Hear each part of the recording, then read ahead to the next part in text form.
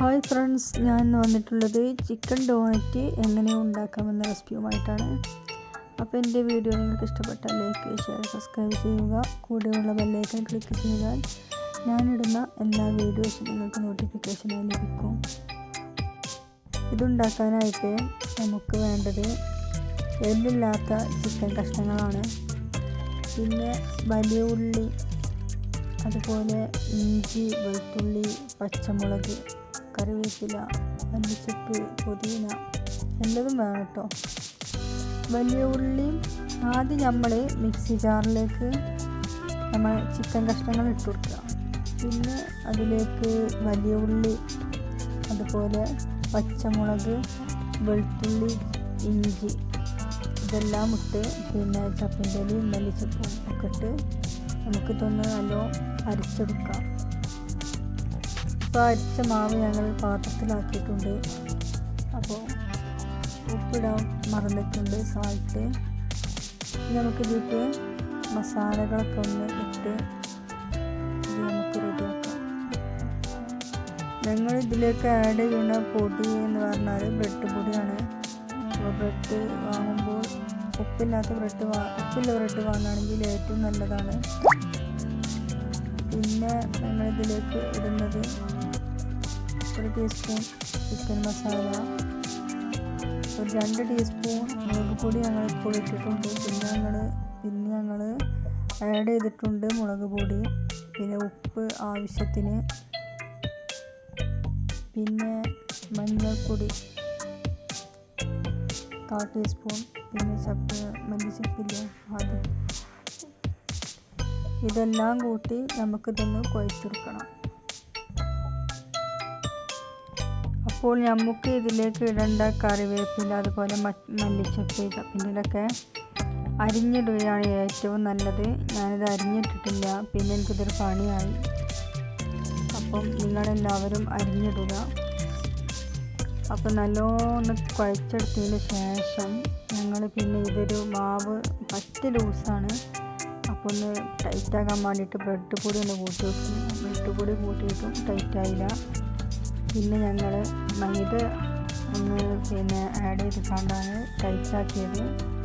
അപ്പോൾ അതിനനുസരിച്ച് മസാല പിന്നെ ഇതിലേക്ക് ആഡ് ചെയ്യാൻ കുറഞ്ഞിട്ടുണ്ട്. കുറവ് മസാലയാണ് ഇതിൽ വന്നിട്ടുള്ളത്. അപ്പോൾ നിങ്ങളതിനനുസരിച്ച് മസാല ഇട്ട് മൈദപ്പൊടി ഇട്ടിക്കാണ്ട് ആഡ് ചെയ്യണം. ഞങ്ങൾ പിന്നെ 1 ടീസ്പൂൺ മുളക് പൊടി ആഡ് ചെയ്തിട്ടുണ്ട്. അപ്പോൾ നിങ്ങൾ ഉണ്ടാക്കുമ്പോൾ പ്രത്യേകം ശ്രദ്ധിക്കണം. മൈദ യൂസ് ചെയ്യുക, ബ്രെഡ് പൊടി യൂസ് ചെയ്താൽ മതിരിക്കും. അപ്പോൾ നമ്മൾ ഇതിന് ടേസ്റ്റ് കുറയും. പിന്നെ ഞങ്ങളിത് മുട്ടയിൽ മുക്കിക്കാണ്ട് ബ്രെഡ് പൊടിയിലൊന്ന് ആഡ് ചെയ്തിട്ടാണ് എടുക്കുന്നത്. അപ്പോൾ അതിനുള്ള മുട്ട ഇവിടെ പൊട്ടിച്ച് വെച്ചിട്ടുണ്ട്. ബ്രെഡ് പൊടിയിൽ ഉപ്പിടാൻ കാരണം ബ്രെഡ് പൊടിക്ക് മധുരമാണല്ലോ. അപ്പോൾ മധുരമില്ലാത്ത ബ്രെഡാണെങ്കിൽ ഏറ്റവും നല്ലതാണെന്ന് പറയാൻ കാരണതാണ്. ഇത് ആദ്യം ഞങ്ങൾ ഉണ്ടാക്കിയത് ഈ രീതിയിലാണ്. ആദ്യം നമ്മൾ ഉള്ളം കയ്യിൽ വന്നിട്ട് നല്ലൊന്ന് പത്തിരി പോലെ ആക്കിയതിന് ശേഷം ഒരു വട്ടൊക്കെ ഇട്ടെടുത്ത് നടുവിലേക്ക് ഒരു റൗണ്ടാക്കി നല്ലൊരു ഉള്ളിവട ഷേപ്പിലുണ്ടാക്കി. ഉള്ളിവടൻ്റെ ഷേപ്പാണ്, പക്ഷെ ഉള്ളിവടക്ക് നടുവിൽ വട്ടം ഉണ്ടാവില്ല.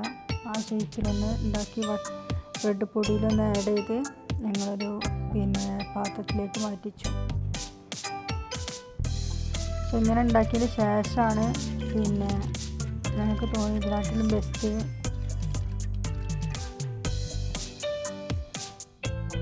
വേറെ രീതിയിൽ ഉണ്ടാക്കാമെന്ന് വിചാരിച്ച് ഞങ്ങൾ ഇതൊന്ന് മാറ്റി പിടിച്ചു. അപ്പോൾ ഞങ്ങൾ ആദ്യം ഈ രീതിയിലുണ്ടാക്കി, ഞങ്ങൾ വേറെ രീതിയിലുണ്ടാക്കുന്നുണ്ട്. അപ്പോൾ ഇതിൽ ഇങ്ങനെ ഉണ്ടാക്കിയപ്പോൾ എന്താ വെച്ചാൽ